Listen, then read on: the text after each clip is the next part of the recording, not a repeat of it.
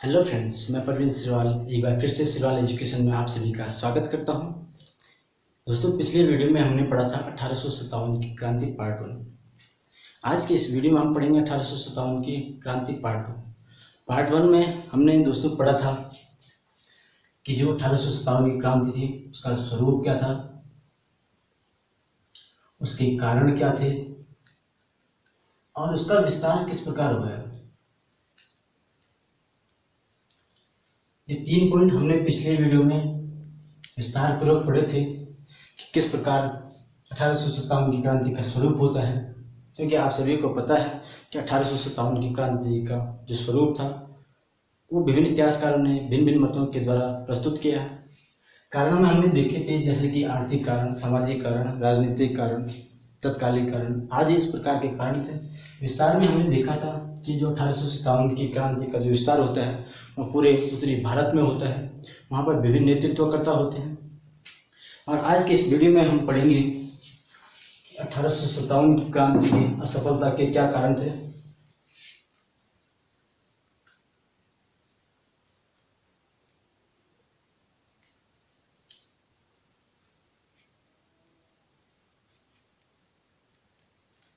असफलता के कारण, असफलता के कारणों में हम देखेंगे कि जो 1857 की क्रांति थी लगभग 1858 तक समाप्त हो जाती है। इसके विभिन्न कारण होते हैं जिस कारण से यह सफल नहीं हो पाती है, क्योंकि जो विभिन्न राजा महाराजा थे वो अपने अपने क्षेत्र के लिए संघर्ष करते दिखते हैं और यही कारण होता है कि 1857 की क्रांति के क्या होते हैं, असफल हो जाती है। असफलता के कारणों में हम देखते हैं जैसे नंबर 1 में हम देखेंगे कि सीमित क्षेत्र,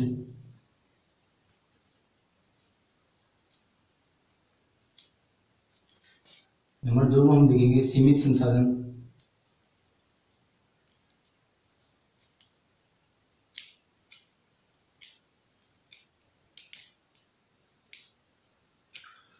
नंबर 3 में हम देखेंगे नेतृत्व का अभाव,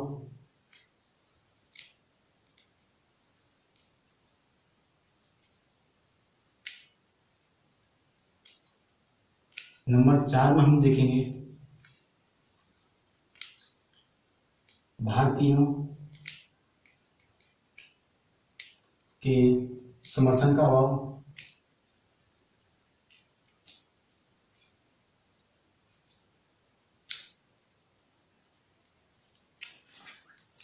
और नंबर 5 में हम देखेंगे उद्देश्य की स्पष्टता का अभाव।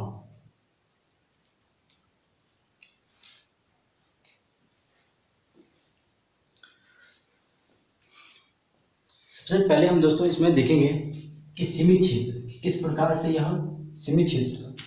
हमने देखा है कि जो विभिन्न राजा महाराजा होते हैं वे अपने एक सीमित क्षेत्र के लिए, अपने सीमित उद्देश्य के लिए 1857 की क्रांति में भाग लेते हैं या संघर्ष करते दिखते हैं। जैसे कि रानी लक्ष्मीबाई जी दिखती हैं हमें कि रानी लक्ष्मीबाई जी अपने दत्तक पुत्र दामोदर राव के लिए संघर्ष करती हैं। क्योंकि जो दामोदर राव होते हैं, अंग्रेज उन्हें झांसी का उत्तराधिकारी मानने से क्या कर देते हैं, इनकार कर देते हैं। इसी प्रकार हम दिल्ली में देखते हैं तो दिल्ली में बहादुर शाह द्वितीय अपना शासन बचाने के लिए संघर्ष करते दिखते हैं। इसी प्रकार विभिन्न राजा महाराजा क्या करते हैं, संघर्ष करते दिखते हैं एक सीमित क्षेत्र के लिए। दूसरा कारण ये था इसका कि जो 1857 की क्रांति थी केवल उत्तरी भारत में ही फैल पाता है, पूरे भारत में नहीं फैल पाता है। इसके बाद हम देखते हैं सीमित संसाधन।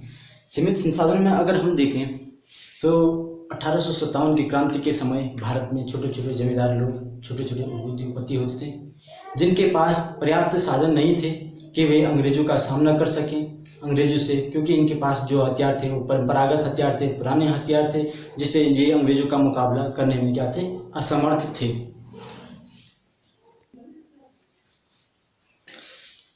इसके बाद हम देखेंगे नंबर 3 में नेतृत्व का अभाव। नेतृत्व का अगर हम अभाव की बात करें तो 1857 की क्रांति जब हुई थी तो उसमें जो क्षेत्र थे उनमें ही जो क्षेत्र के क्षेत्राधिकार थे, जो राजा महाराजा थे, वहीं पर वो नेतृत्वकर्ता दिखते हैं। राष्ट्रीय स्तर पर कोई भी नेतृत्वकर्ता नहीं दिखता है। राष्ट्रीय स्तर पर केवल एक ही नेतृत्वकर्ता दिखता है बहादुर शाह द्वितीय। बहादुर शाह द्वितीय या बहादुर शाह जफर भी इन्हें कहते हैं। बहादुर शाह द्वितीय ही केवल राष्ट्रीय स्तर पर नेतृत्व करते हैं, किंतु बहुत जल्दी ही इन्हें क्या कर लिया जाता है, रंगून निर्वासित कर दिया जाता है। और रंगून निर्वासित करने के बाद 1862 में इनकी क्या हो जाती है, रंगून में ही मृत्यु हो जाती है। इसके बाद हम देखते हैं कि भारतीयों के समर्थन का अभाव, क्योंकि भारत के जो लोग थे वही 1857 की क्रांति का समर्थन करने में क्या रहे, असफल रहे। और यह भी एक महत्वपूर्ण कारण बनता है 1857 की क्रांति के असफलता का। इसके बाद हम देखेंगे उद्देश्य की स्पष्टता का अभाव। उद्देश्य की स्पष्टता की अगर हम बात करें तो एक निश्चित उद्देश्य नहीं था कि हम किस वजह से लड़ रहे हैं, क्योंकि विभिन्न क्षेत्र में अलग अलग सबके क्या थे, उद्देश्य रहते हैं। जैसे कि रानी लक्ष्मीबाई का जो उद्देश्य था, अपने दत्तक पुत्र दामोदर का जो शासन था उसे बचाने के लिए संघर्ष कर रही थी। दिल्ली की अगर हम बात करें तो दिल्ली में बहादुर शाह द्वितीय अपना शासन बचाने के लिए संघर्ष कर रहे थे। इस वजह से अगर हम यहाँ पर देखते हैं तो कहीं भी उद्देश्य क्या नहीं था, स्पष्ट नहीं था। यह उद्देश्य नहीं था कि हम भारत को आज़ाद करा दें। ये ऐसा उद्देश्य, जैसे कि हम देखते हैं कि महात्मा गांधी जी थे, तो गांधी जी के कुछ फिक्स उद्देश्य थे, यानी निश्चित उद्देश्य थे कि असहयोग करना है, कि असहयोग किया था, नमक सत्याग्रह किया था। लेकिन इसका जो 1857 की क्रांति था, इसका निश्चित उद्देश्य नहीं था। और यही कारण होता है कि निश्चित उद्देश्य न होने के कारण लोग क्या भटक जाते हैं, जो संघर्षकर्ता होते हैं वे अपने मार्ग से भटक जाते हैं।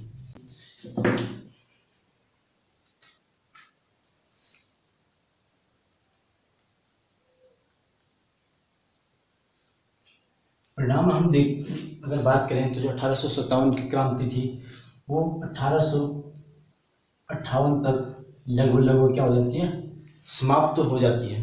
और उसके बाद जो ब्रिटेन की महारानी होती हैं विक्टोरिया, वह एक आदेश देती हैं और उस आदेश के अकॉर्डिंग क्या कर लिया जाता है, भारत में कुछ परिवर्तन कर दिए जाते हैं। जैसे कि इन परिवर्तनों में हम देखें तो नंबर 1 में हम देखते हैं कि भारत में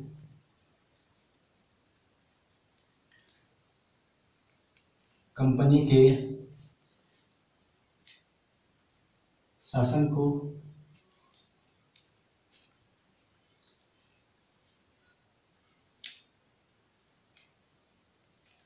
भारत में कंपनी का शासन क्या कर लिया जाता है, समाप्त कर लिया जाता है। और यह शासन किसे दे दिया जाता है, ताज को दे दिया जाता है, यानी ताज को ब्रिटिश क्राउन भी कहते हैं।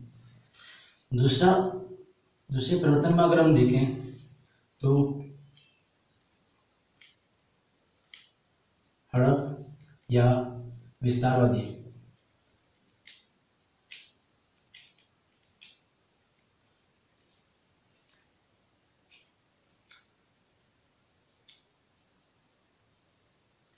हड़प या विस्तारवादी नीति का क्या कर लिया जाता है, अंत कर लिया जाता है। नंबर 3 में हम देखें सैनिक परिवर्तन।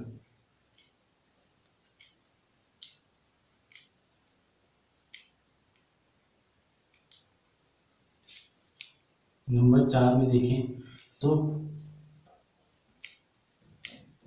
मुगल वंश के शासन की समाप्ति।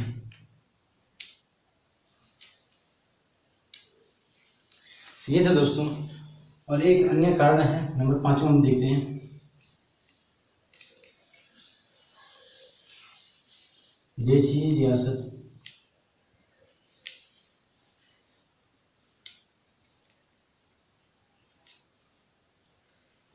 पूर्व स्थिति।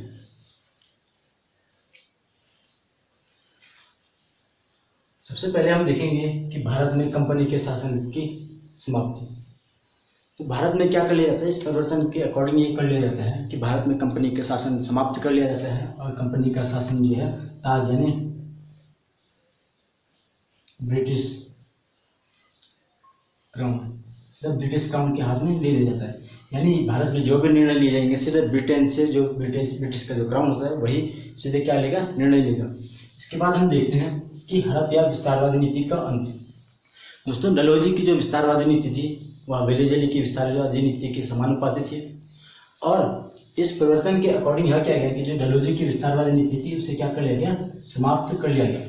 यानी कहा गया कि अब यहाँ पर कोई भी विस्तारवादी या कोई भी हड़प नीति नहीं चलेगी। नंबर 3 में हम देखते हैं सैनिक परिवर्तन।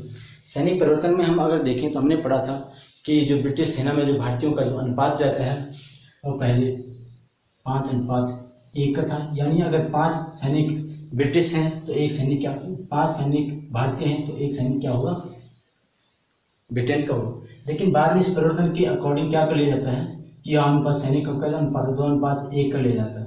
यानी 2 भारतीय सैनिक और 2 भारतीय सैनिकों पर 1 ब्रिटिश सैनिक कर लिया जाता है। इसके बाद हम देखते हैं नंबर 4 में मुगल वंश के शासन की समाप्ति। मुगल वंश के शासन की अगर समाप्ति की हम अगर बात करें तो 1862 में के तकरीबन जो बहादुर शाह द्वितीय होते हैं इन्हें रंगभूमि निर्वासित कर दिया जाता है, जहां उनकी क्या हो जाती है, मृत्यु हो जाती है, और यहीं पर क्या हो जाता है, मुगल वंश के शासन की क्या हो जाती है, समाप्ति हो जाती है। इसके बाद हम देखते हैं देशी रियासतों की पूर्ववर्ती स्थिति। देशी रियासतों की अगर पूर्व, तो इसमें जो रूल रखा गया था वह यह रखा गया था कि देशी रियासतों या देशी जो राजा महाराजा थे उनकी जो पूर्व जो स्थिति थी उन्हें पूरे अधिकार दिए जाएंगे, उनकी पेंशन वापस कर ली जाएंगे। ये थे दोस्तों 1857 की क्रांति के जो परिणाम निकले थे, विभिन्न बिंदुओं के माध्यम से हमने पढ़े। इसके बाद हम पढ़ेंगे 1857 की क्रांति का स्वरूप क्या था। स्वरूप की अगर हम बात करें तो इसके 2 मत थे, अंग्रेजी मत और भारतीय मत। क्योंकि दो इतिहासकार थे, दोनों अपने अपना पक्ष रखना चाहते थे, अपना अपना पक्ष रखा है। कोई अंग्रेज जो अंग्रेज थे वो अपने अलग पक्ष ले रहे थे, और जो भारतीय थे वो अपने लिए पक्ष ले रहे थे। इसी क्रम में हम इन्हें देखेंगे कि सबसे पहले अंग्रेजी इतिहासकार T.R. होम्स कहते हैं कि जो 1857 की क्रांति थी वो बर्बरता तथा सभ्यता के बीच का क्या था, युद्ध था। बर्बरता तथा सभ्यता के बीच का युद्ध। रीस के अंग्रेजी इतिहासकार रीस कहते हैं कि यह धर्मानंदों का ईसाइयों के विरुद्ध क्या था, युद्ध था। कि जो भारत के धर्मानंद थे उनका क्या था, ईसाई धर्म के विरुद्ध क्या था, युद्ध था। कि वो भारत में ईसाई धर्म के प्रवेश के क्या थे, विरुद्ध थे। जेम्स आउटड्रम्स और टेलर कहते हैं कि हिंदू मुस्लिम षड्यंत्र था। यह क्या था, अंग्रेजों की कंपनी के विरुद्ध हिंदू धर्म और मुस्लिम जो धर्म था इनका क्या था, एक षड्यंत्र था। इसके बाद हम देखते हैं यहाँ पर एक इतिहासकार होते हैं भारतीय इतिहासकार R.B. मजूमदार।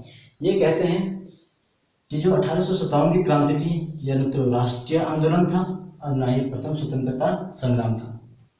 इन्होंने कहा कि यह तो राष्ट्रीय आंदोलन था और न ही प्रथम स्वतंत्रता संग्राम था।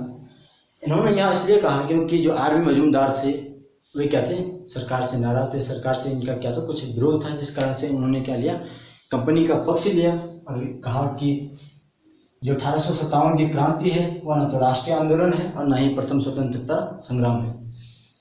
इसके बाद हम देखेंगे कि सर जॉन लॉरेंस क्या कहते हैं। सर जॉन लॉरेंस कहते हैं कि जो 1857 की क्रांति थी वह क्या था, एकमात्र सैनिक विद्रोह था। इस सैनिकों ने क्या कर लेता, एक विद्रोह कर लेता। इस पक्ष में दुर्गादास तथा सर सैयद अहमद क्या लेते हैं, इसका जो भारतीय जो इतिहासकार थे इन्होंने क्या लिया, जॉन लॉरेंस का पक्ष लिया कि यह क्या था, एक सैनिक विद्रोह था। यह दोस्तों यह एग्जाम में आता है कि वे कौन से दो भारतीय इतिहासकार थे जिन्होंने जॉन लॉरेंस के मत को सही ठहराया। तो आंसर हो जाएगा हमारा दुर्गादास और सर सैयद अहमद खान। इसके बाद हम देखेंगे भारतीय मत। भारतीय मत में हम देखेंगे सर्वप्रथम वीर सावरकर जी कहते हैं कि यह क्या था, प्रथम स्वतंत्रता संग्राम था। क्या था, इसी कारण से हम कहते हैं 1857 की क्रांति को किया क्या था, भारत का प्रथम स्वतंत्रता संग्राम था। इसके बाद वीर सावरकर जी पुनः कहते हैं कि यह क्या था, एक सुनियोजित स्वतंत्रता संग्राम था। कि यह क्या था, एक सोची समझी क्या था, एक संग्राम था कंपनी के विरुद्ध। यह जो प्रथम स्वतंत्रता संग्राम था वीर सावरकर जी ने अपनी पुस्तक में लिखा था। इसके बाद हम देखेंगे डिजरायली जो अंग्रेजी इतिहासकार होते हैं लेकिन भारतीय पक्ष में क्या रखते हैं, अपना मत रखते हैं। इन्होंने कहा कि यह क्या था, राष्ट्रीय विद्रोह था। कंपनी का जो भारतीय थे वो क्या हो गए थे, कंपनी से परेशान हो गए थे। इसलिए भारतीयों ने क्या किया, कंपनी के विरुद्ध एक विद्रोह कर दिया जिसका नाम दिया गया राष्ट्रीय विद्रोह। यहाँ पर दोस्तों एक क्वेश्चन आता है कि 1857 की क्रांति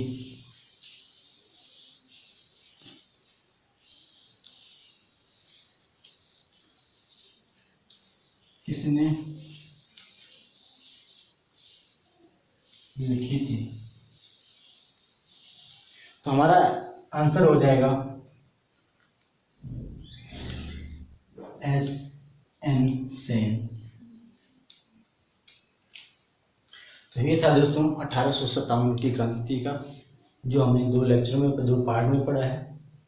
आप दोनों को पढ़िएगा क्योंकि दोनों जो टॉपिक हैं, दोनों जो पार्ट हैं वो एग्जाम के दृष्टिकोण से महत्वपूर्ण है और यहाँ से क्वेश्चन बनता ही बनता है, चाहे विस्तार से हो, चाहे कारण से हो, चाहे स्वरूप की अगर हम बात करें तो पूछा जाता है कि कभी भी पूछ लिया जाएगा कि बर्बरता और सभ्यता के बीच युद्ध किसका कथन था, तो आंसर हो जाएगा हमारा T.R.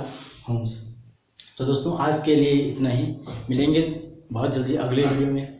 आज के लिए धन्यवाद।